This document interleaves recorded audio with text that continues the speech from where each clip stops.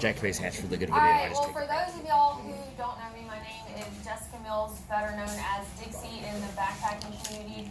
And that's because if you decide to become a stinky person who walks long distances in the woods, oftentimes you are given like a handle or a nickname, what we call a trail name. So the trail name that was given to me is Dixie because I assume I'm from the South. So, but there are a lot of things that I learned in my time on trail, and I've spent roughly 18 months, maybe a little bit more, living in the woods on the Appalachian Trail, Pacific Crest Trail, and Continental Divide Trail. So several thousand miles. But what I found out there is there are a lot of lessons that can be learned and taken back to what we call the real world. I call it the synthetic world because being out there really feels like the real world. So that's what I want to talk to y'all about today. But before I got out on trail, one of the lessons that I realized is that childhood dreams are destined to die. And by show of hands, how many of y'all remember some of your childhood dreams? Like maybe something you wanted to be when you grew up or a place you wanted to go, right? Okay, same for me. So the first thing I realized I wanted to do as a child when I got older was to hike the Appalachian Trail. And by the way, if I'm making any of y'all cringe by saying Appalachian instead of Appalachian, I get it, but the folks in the same mountain range north of the Mason-Dixon line say Appalachian, and I think their opinion matters too. So anyway, with that, I was at Newfound Gap with my grandparents, and I was about 5 years old. And I was just thrilled that you could stand in 2 states at one time. Like, I thought that was the most exciting thing ever at that moment. Until I saw the sign across the parking lot that I was trying to sound it out. You know, I couldn't really make out what it said. And my mom said, well, that's the AT. And I said, well, what's that? And she said, well, it's a trail where crazy people walk from Georgia up to Maine. And I said, oh my gosh, well, I want to do that. And so I grabbed her hand and we started walking down the trail. You know, at 5 years old, you don't really understand that all of that can't be done in one day. But I was like, man, maybe if we get far enough down the trail, it'll just make sense for us to keep going instead of turning around and going back. You know, but so she told me, well, no, we can't do this today. But one day when you grow up, you know, someday you can do this. And so I said, well, someday I will. But there's a dangerous thing about giving yourself the timeline of someday, and it's because that's not a solid thing to really go by. So you have these goals and these dreams that end up going on the back burner with the timeline, the false timeline of someday. So the same was true for me, and you know, I grew up and followed all the recipes that society had out there to become successful and happy. And I woke up one day and I was 28, living in Denver, Colorado. I had worked as a biosystems engineer with the Department of Agriculture with the NRCS. I'm sure some of y'all are familiar with that. And then I had gone out to live in Colorado to work in the oil field. So, you know, I felt like I was this highfalutin engineer. I was working in this big old tall building in Denver, and then sometimes I was out on the rigs, which that was way cooler than being in the office.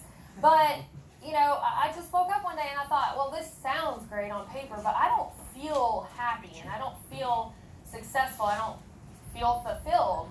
So where did this go wrong? You know, because I did exactly what everyone's always said since I was a little kid would make me happy, but I don't feel like that. And then I realized my error. I allowed other people to write the story of my life instead of taking control of the pen and writing my own story.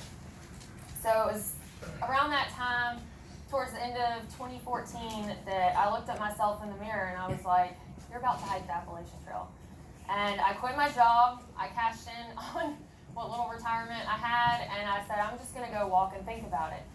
So if you're not familiar with the AT, it spans from Georgia to Maine. The year I did it was 2,189.2 miles. What is it this year? Okay, so they reroute and it changes a little bit, but it's always in the 2,200 mile range. But this was me on the first day at Amicalola Falls State Park. I was about to embark on a journey, a 6-month backpacking trip, and I had never been on a backpacking trip in this moment right here. And I thought, what am I getting myself into? I had 38 pounds of gear in my pack that I had never used. I had never tested any of it. Ooh. I had way too much food and way too much water, and you can see in this picture I actually have my trekking poles attached to my pack. They don't do you much good back there, but cool blogs, and I read reviews on the gear, so I'm like, I can figure this out. And I knew that I'd be eating things like ramen noodles, rice sides, and, Mountain House makes these little convenient packages. I couldn't really afford that at the time, but, macaroni and cheese worked out just great. You don't actually need milk. It'll taste okay. Also, I knew I'd have to treat my own water. There wouldn't be running water out there, which meant there wouldn't be any showers. I'd have to go several days without that, and that's not really something I was accustomed to. But hey, I was all in. I knew I'd be sleeping in tents, very small tents, not like the big mansions, and carrying everything on my back. But on the AT, you're kind of lucky. Sometimes you'll come across these 3-sided structures. This is a 3.5-sided structure, so this one's even better. This is in New Hampshire. This is like one of the real fancy ones. They're usually kind of run down. Mice live in them a lot too. But so this was my little setup in the shelter the first night. And I was told that if I slept with my head towards the opening of the shelter, that I was less likely to have a mouse run across my face in the middle of the night. So that's what I did. But whoever said that's a liar, because one ran across my back while I was laying there trying to go to sleep. But I laid there and I was like, what have I got myself into? But I was really proud of myself because I had made a leap, and I was doing something that felt like it actually meant something somehow. And my family was very resistant to this, and not because they didn't want me to do something that I wanted to do, but because they were worried about me. And they had decided to remain in their comfort zone, so they thought I should too, because it's safe there. It didn't matter if I was actually happy or not. But it's really hard to chase dreams from your comfort zone. So you got to step outside of that. And other people's fears are not your fears unless you allow them to be. So that's something I was like, okay, I'm living with mice, but it means something. So when I started this trek, right before I started, a friend from college came up to me and said, have you thought about doing a vlog? And I said, what is that? What is a vlog? And she told me, well, you can start a YouTube channel and you can share your experiences, things you're doing out there. And I didn't understand why anyone would want to watch somebody else hike, but I thought, all right, I'll give it a go. Then my family can maybe see what I'm doing, and my friends kind of keep them up to date. And then I'll have a documentation of my experience.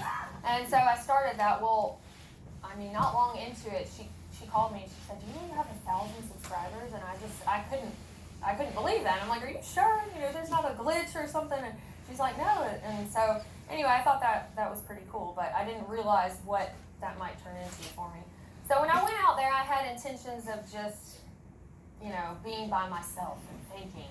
And I'm so glad it didn't work out that way, because again, I didn't really know what I was doing. So it was cool to have a lot of different people with different experience levels out there to kind of lend a hand. And the AT is a very well-trafficked trail, which I think is great for somebody who's just beginning. But I met all of these awesome people, and it was great to meet people who had a passion for life, who had, wanted to live and just not, exist and just kind of pass through life. Because I feel like so many people out there are zombies, and they go to work, and then they get off, and then they sit in their pajamas and eat ice cream on the couch while they watch Netflix all weekend, and then they go back to work, and it's repeat. And I didn't want to live like that. So, and these people aren't either, and I think it's awesome.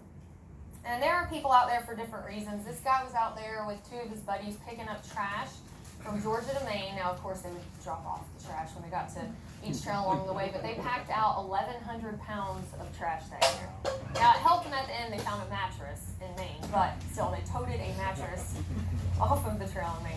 It was crazy. And then there are people out there who have their children hiking. These folks actually live not too far from here.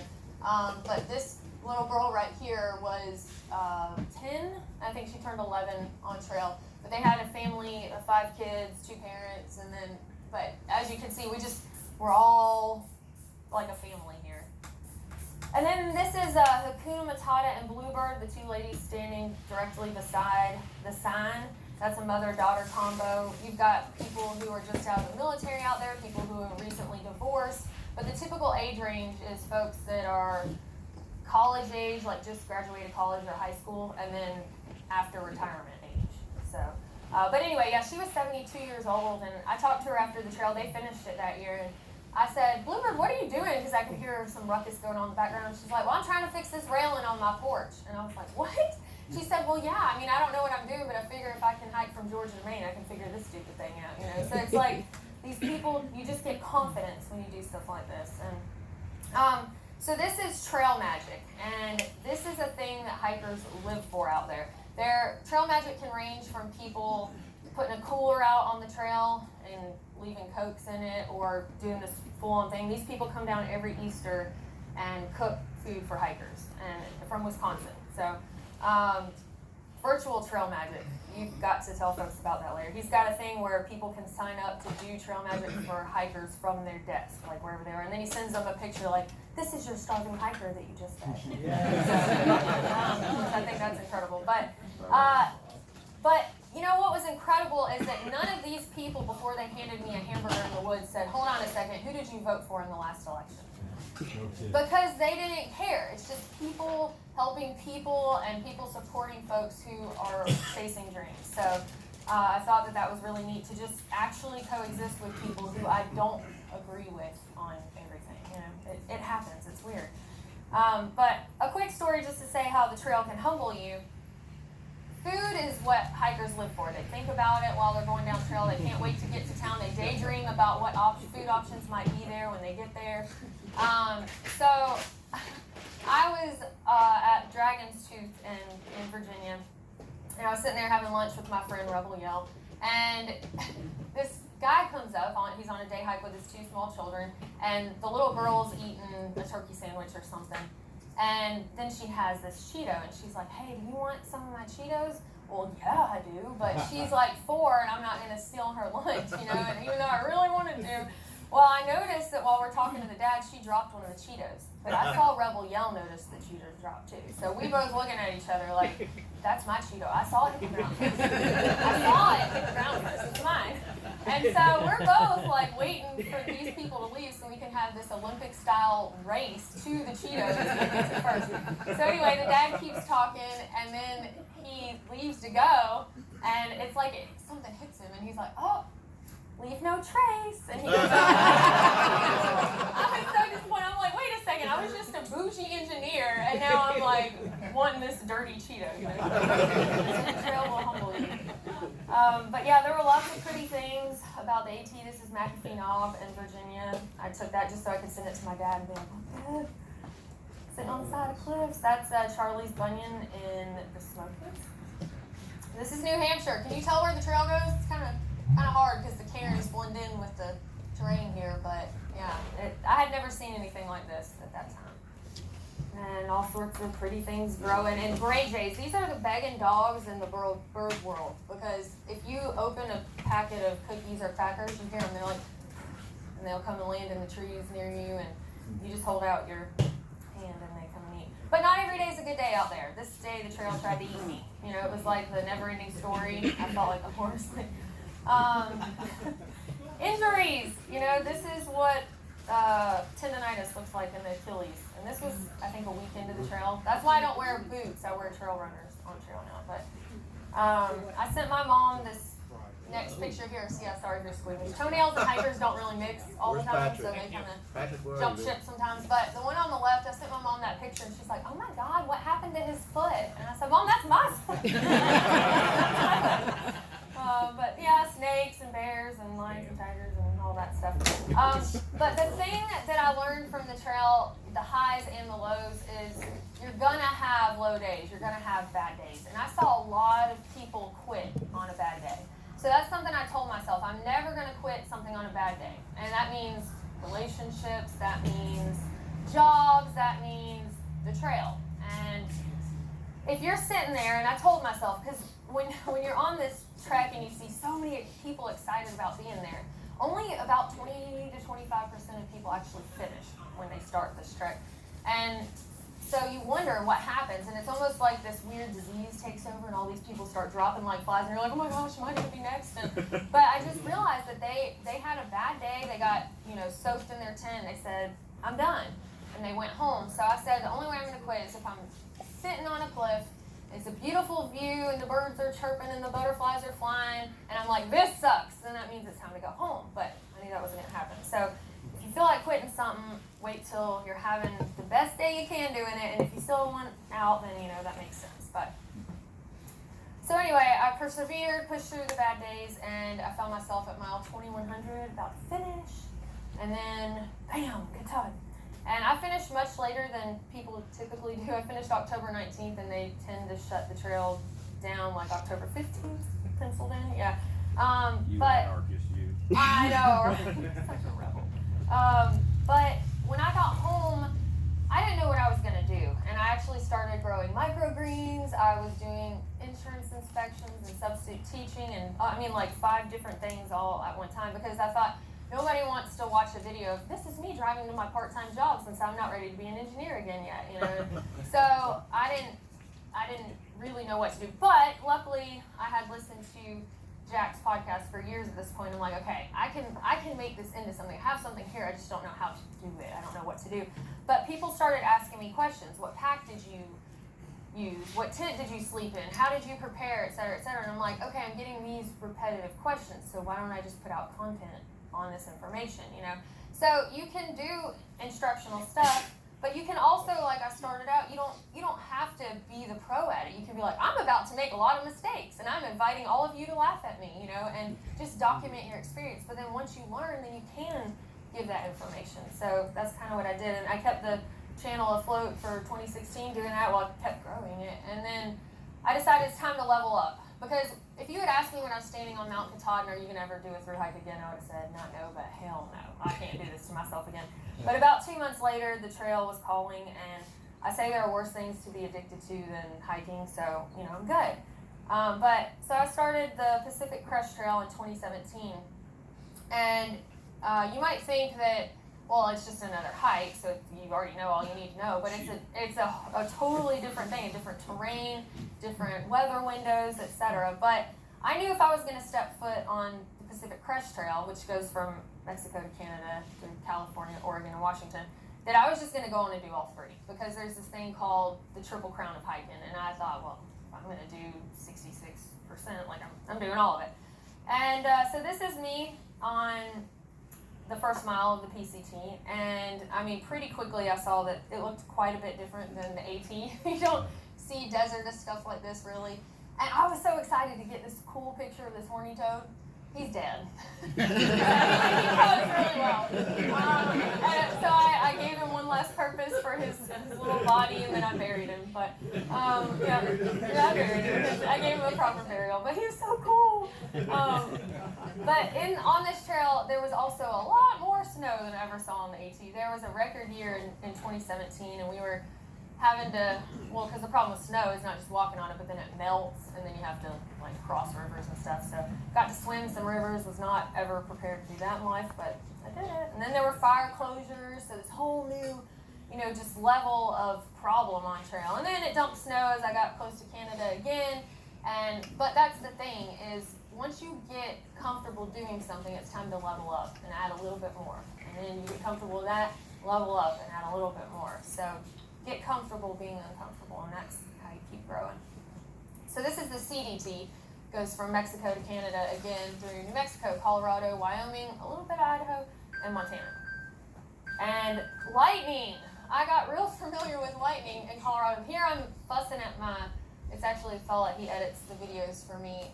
His name's Aaron, but I was talking on the phone, and I had my trekking poles tucked under my arm, and I heard something buzzing, and I'm like, what is that bug, you know? And I realized finally the tips of my trekking poles were buzzing, because there was just, you know, so much energy, storms rolling in. And I realized what it was, and about that time I look and my hair is standing up, and I'm like, oh my God, I've seen this picture, and the dudes didn't live afterwards. So I start telling Aaron about it, and he starts laughing. Now, ignorance is bliss, because that was his first thru hike. He had never been on a backpacking trip until that one, so he's laughing and like, oh, trying to take, you know, pictures and video, and I'm like, we're about to die! So that's my we're about to die face right there. But I met a mountain lion in New Mexico. That was kind of cool. Hiked through grizzly bear country, so I became besties with my bear spray. And then yeah, again, snow at the end, because I tend to finish these much later than other people do. But finally made it through the Triple Crown of hiking. So again, in that time that I spent out there, I realized that we have to design our own lives. If we're going to do something that's truly fulfilling. And the problem with that is people don't want to take responsibility when things don't go well, right? Like if you can blame somebody else, then it's not your fault if something doesn't go right. But there's so much more potential for good if you just, take control. So I realize that other people's fears are not our own. You just gotta go, and people can be afraid for you and love you, but you just gotta trek on anyway. Learn to coexist and appreciate those that aren't exactly like you or don't think like you. Don't quit on a bad day. That's a really good one. Get comfortable with being uncomfortable. And then it's crazy. Like all these folks in here have to be probably passionate about something, right? Or else we wouldn't all be here. And the things that happen at these events are insane. Me and Patrick, we have like this whole little, he's the knife dude. I'm a hiking chick. I mean, that could obviously overlap, but I sell 100 knives with my logo on it each year of Patrick's MT knives. So, it's like that's something that's a relationship that's helped me out, it's helped him out, and I know it's just, it's great, the things that can happen. So, but I found that people who are doing things that they're passionate about, other folks are attracted to that. It's strange, and I don't know why it works like that. I guess that's why I'm still, part of the MSB. I mean, I don't listen to every podcast every week, but Jack, I don't. We don't either, hush. But I'm just saying, I don't. But Jack added so much value into my life by changing my mindset, my perspective. I mean, I can honestly say I wouldn't have been here right now anyway. Maybe I would have done this eventually. It's hard to say I would have never done it. But it wouldn't have happened like this, and I wouldn't be here now if I wasn't looking up wilderness survival classes one day in my cubicle at the NRCS. You know what I mean? So it's just, when you start chasing that dream, things happen. It's like a snowball effect. But so I had to level up. It wasn't just about, going out on a hike and teaching people about hiking. I wanted to learn to capture the experience. And I wanted people sitting at home on their couch to feel what I feel out there. So that's kind of become my thing, is like, how can I up my game of showing people what it's like to spend time out in the wilderness. So this is just a very small sample of kind of what my videos are like.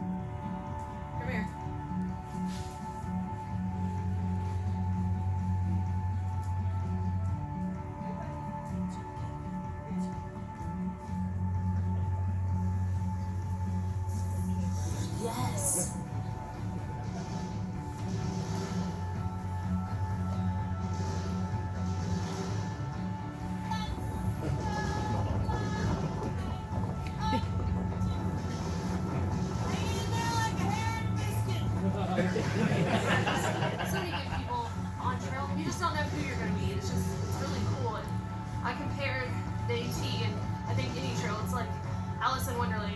You just don't know all the characters that you'll meet in the woods, but it really makes the journey what it is.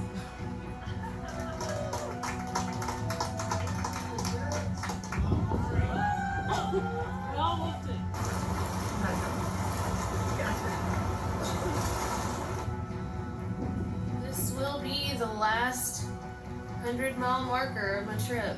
I have officially today walked 2,100 miles, and it's been a long time coming, but it's actually gonna happen now. So pretty excited, and it's just kind of a crazy feeling that I think can't be explained until you do something like this, and this is probably, I'd say, the biggest accomplishment of my life for sure. 3.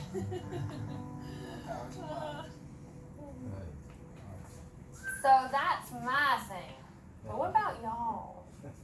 So y'all raised your hand and said that you remember some childhood dream of yours that maybe has gone by the wayside, and maybe, rightly so. But if nothing else, I hope from this that you gain, or that you consider, bringing some of those that are on the back burner back to the front, and thinking, would those bring you some fulfillment or satisfaction or joy in your life, and make it one that you're proud to live. Because childhood dreams are destined to die unless we choose to live. Thank y'all. And if y'all have any questions,